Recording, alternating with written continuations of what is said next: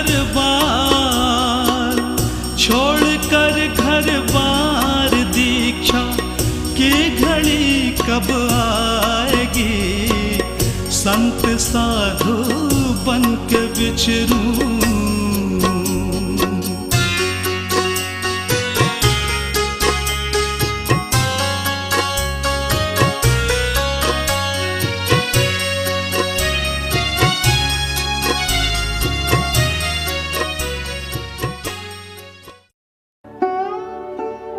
माँ, क्या तुम मुझे अच्छा पुत्र मानती हो, मेरा हित चाहती हो और अनंत काल तक मेरी ही माँ बने रहना चाहती हो?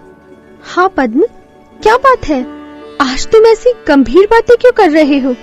माँ, मैंने मुनि होने का निश्चय किया है। मैं सांसारिक बंधनों से मुक्त होना चाहता हूँ। तुमसे दीक्षा की आज्ञा चाहता हूँ। तुम मुझे आज्ञा दोगी ना?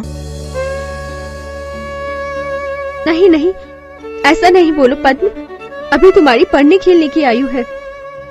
अचानक पुत्र से मुनि बनने की बात सुन माँ का हृदय वियोग की कल्पना से ही तड़प उठा।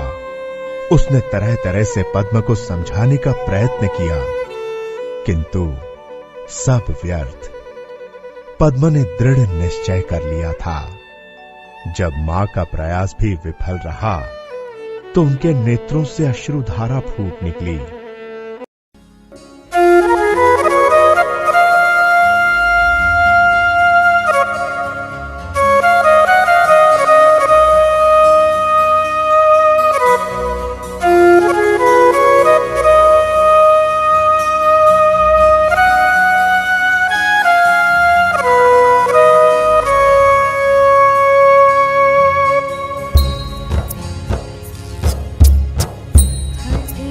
जो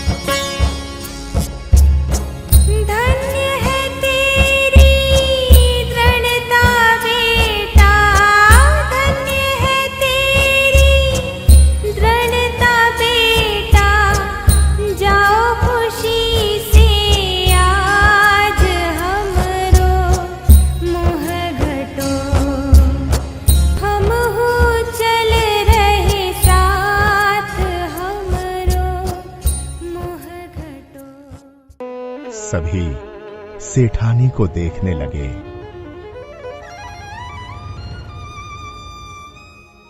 नहीं मां, मैं अपने जन्म के लिए लज्जित हूं। अब अनंत काल तक जन्म न लूंगा, किसी को कष्ट न दूंगा। इतने वर्ष संयम बिना व्यर्थ गवाए, परंतु अब न गवाऊंगा। तुम जानते हो पद्म कि मैं तुम्हें कितना प्यार करती हूँ। तुम ही मेरी एकमात्र संतान हो। मैं अपनी ममता को कैसे तजूं? नहीं नहीं पद्म, ऐसा नहीं होने दूंगी। तुम ही अनंत काल तक मेरे पुत्र कहलाओगे।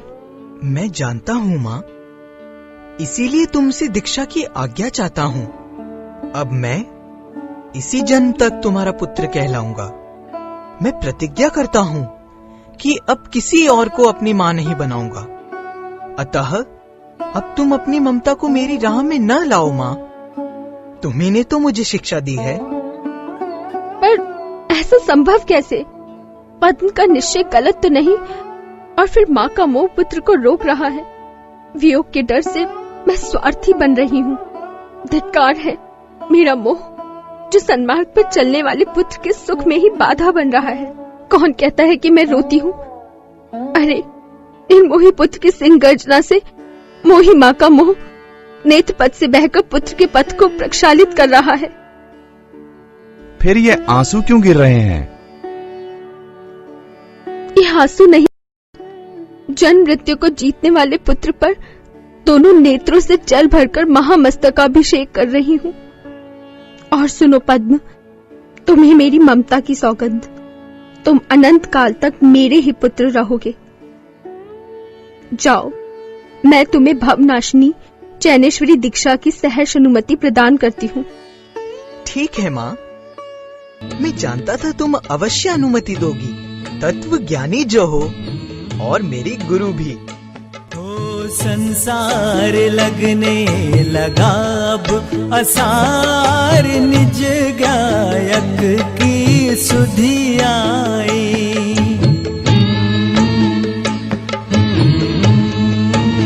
हो संसार लगने लगा अब असार।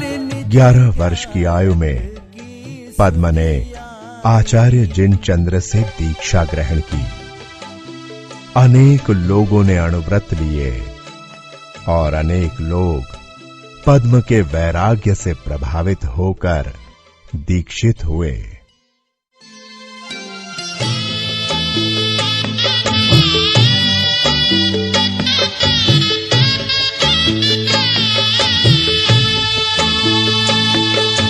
दशो दिशाओं की चुनरिया ओढ़ चले मुक्ति डगरिया। मुक्ति नगर को चले दिगंबर, हर्षित धरा और अंबर। स्वर्गों से पुष्पों की वर्षा अपार, दिगंबर मुद्रा मन भाई। ओ संसार लगने लगा अब असार, निज गायक की सुधि आई।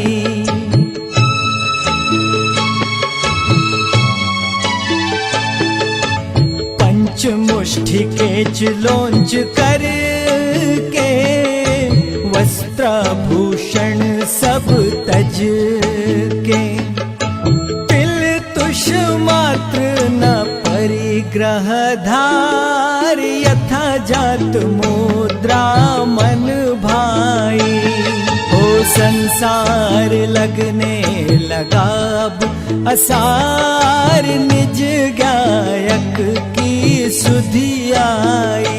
पद्मनंदी मुनि राज की जय। पद्मनंदी मुनि राज की जय। साधु बनकर पद्मनंदी कठोर तपस्या करने लगे। अब 28 मूल गुण ही उनकी जीवनचर्या बन गई। वे 46 दोष और 32 अंतराय रहित निर्दोष आहार लेते थे।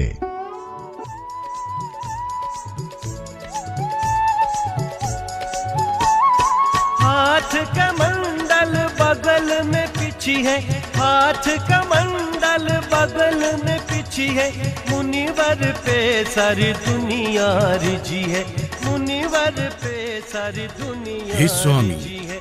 नमोस्तु नमोस्तु नमोस्तु नमोस्तु। गगन दिगंबर मुनिवर आए हैं, मुनिवर मुनिवर आज मेरी कुटिया में आए हैं।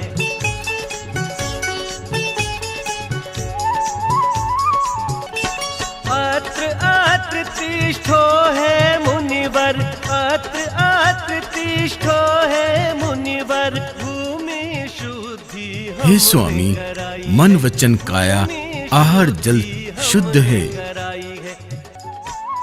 प्रासुक जल से चरण पखारे हैं, प्रासुक जल से चरण पखारे हैं, गंधोदक पा भाग्य सवारे हैं, गंधोदक पा भाग्य सवारे हैं।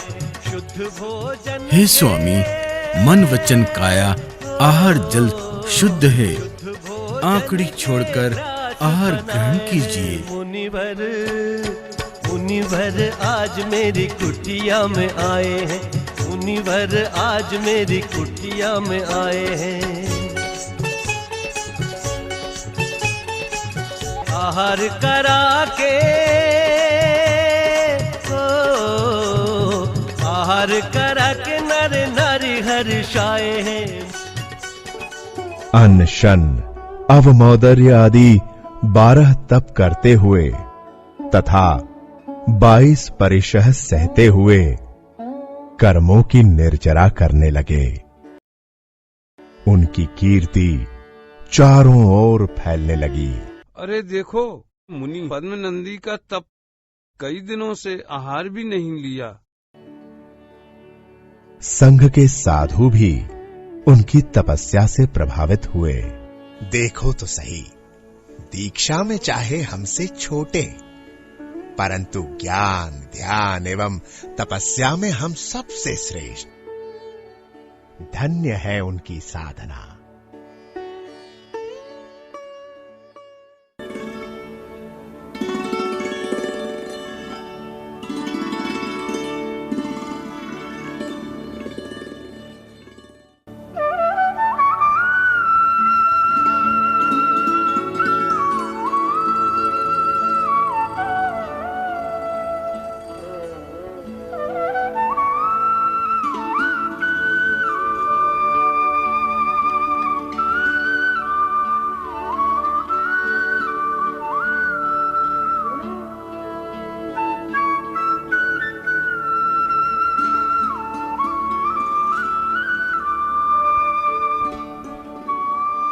आचार्य जिनचंद्र वृद्ध हो चले थे।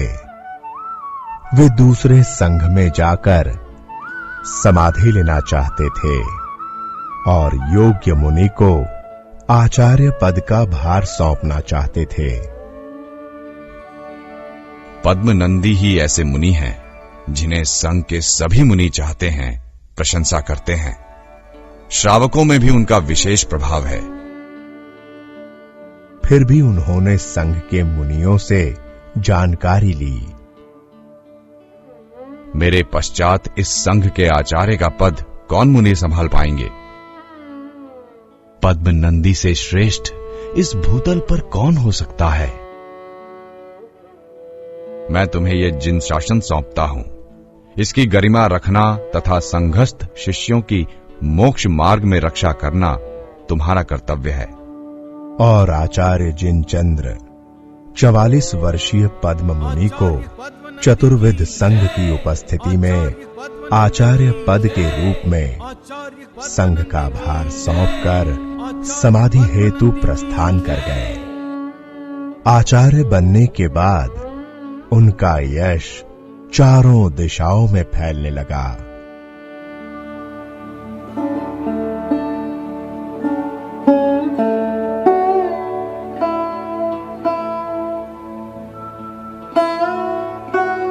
कौंडकुंदपुर जन्मस्थान होने से पद्मनंदी कुंद कुंद नाम से प्रसिद्ध हुए।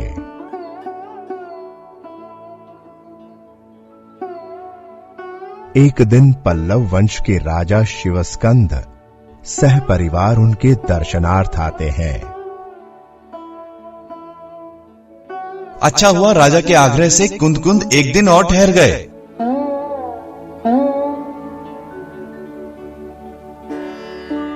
कुंद कुंद से प्रभावित होकर राजा शिवस्कंद भी मुनिवेश धारण कर संग के साथ हो लिए। हमें भी राजा के श्रेष्ठ निर्णय का अनुकरण करना चाहिए। अरे ये क्या, मुनि संघ को रोकने वाला ही स्वयं मुनि हो गया, तब संघ को कौन रोकेगा।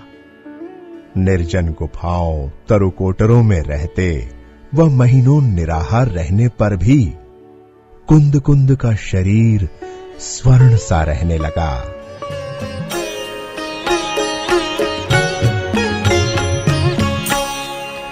ऐसे मुनिवर देखे वन में, जाके राग द्वेष नहीं तन में।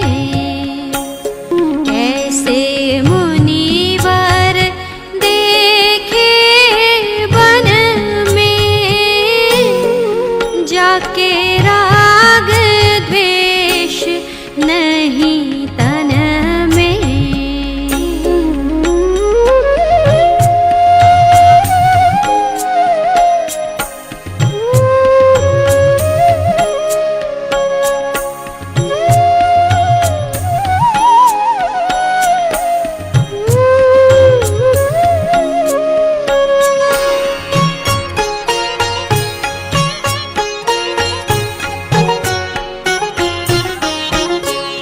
ग्रीष्म ऋतु शिखर के ऊपर, ग्रीष्म ऋतु शिखर के ऊपर, वे तो मगन रहे ध्यानन में।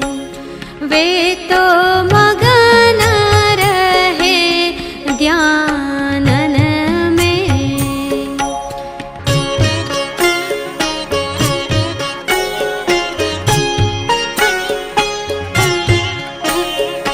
चातुर्मास तरु ताल ठाड़े, चातुर्मास तरु ताल ठाड़े। गुरु बूंद सहे छीन छीन में, गुरु बूंद सहे छीन छीन में। ऐसे मुनिवर देखे वन में, जाके राग द्वेष नहीं तन में।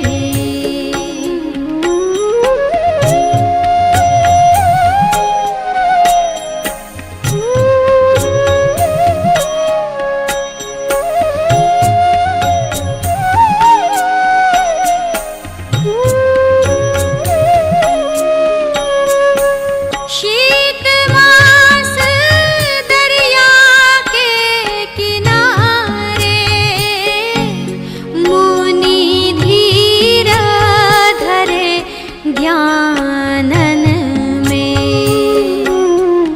मुनि धीर धरे ध्यानन में। ऐसे मुनिवर देखे वन में, जाके राग द्वेष नहीं तन में।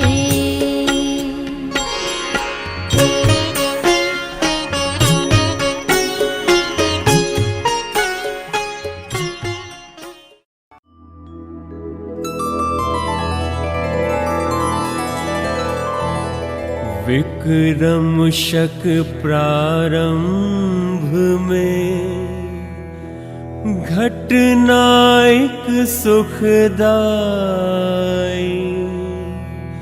जिससे ध्वनि विदेह की भरत क्षेत्र में आई।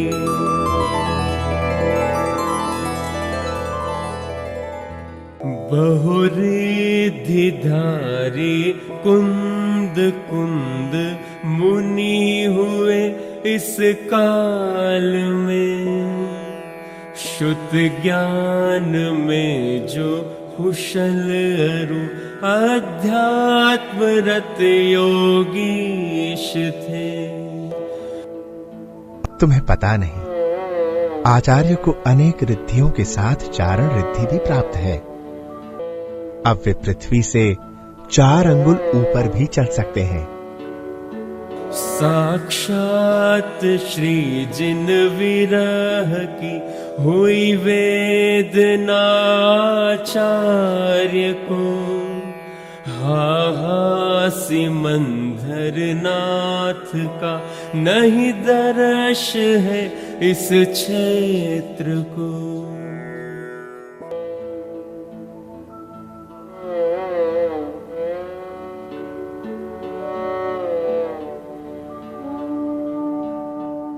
एक दिन स्वाध्याय करते हुए उन्हें किसी आगम का मर्म जानने की तीव्र इच्छा हुई।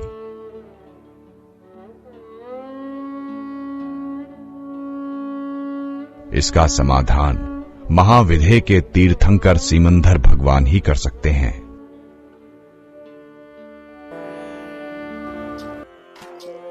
अरे अचानक बोल उठे सत धर्म वृद्धि हो शिर जिन राज, सीमंधर जिन समो शरण में अर्थ न समझी सकल समाज।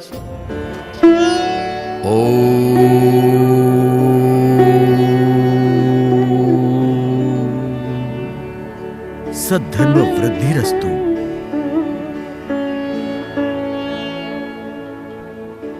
महाविदेह के चक्रवर्ती सीमंधर भगवान से प्रश्न पूछते हैं। भगवान, अचानक ये धर्म वृद्धि किसे दी जा रही है? यहाँ दर्शन करने तो कोई आया ही नहीं।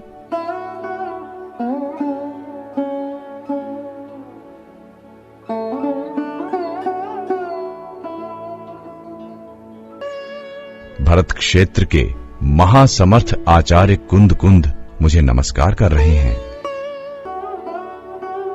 तभी वहां उपस्थित 2 चारण रिद्धिधारी मुनि सोचते हैं, हमें ऐसे महान तपस्वी व अभीक्षण ज्ञानोपयोगी संत के दर्शन करने चाहिए। फिर तो अविलंब चलना ही चाहिए। भरत क्षेत्र में भक्तजन कुंद कुंद आचार्य के दर्शनार्थ खड़े थे और तभी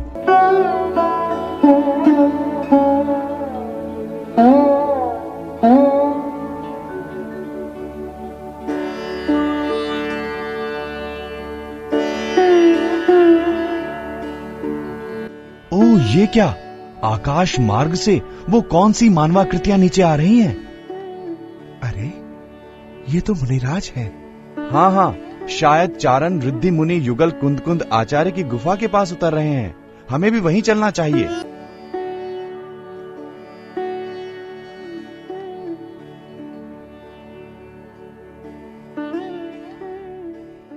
मुनि युगल नीचे उतरकर आचार्य कुंद कुंद की वंदना कर विराजते हैं और अपना परिचय देते हैं। पूज्यपाद गणधर देव की क्या आज्ञा है? आज्ञा जिनकी दासी हो, जो धर्म के गौरव हो, महाविधेय में जिनकी कीर्ति हो, चरित्र की चर्चा हो, उनके लिए क्या आज्ञा हो सकती है? क्या आपको साक्षात तीर्थंकर देव के दर्शन की इच्छा नहीं होती? क्यों नहीं, ये दुर्बलता अभी शेष है। क्यों ना आप भी हमारे साथ चलें? विचार तो उत्तम है, वहां जाकर कुछ शंकाओं का समाधान होगा। आपको चारण रिद्धि तो प्राप्त है ही, आप भी हमारे साथ चलकर सीमंधर भगवान के दिव्य वचनामृत का पान करें।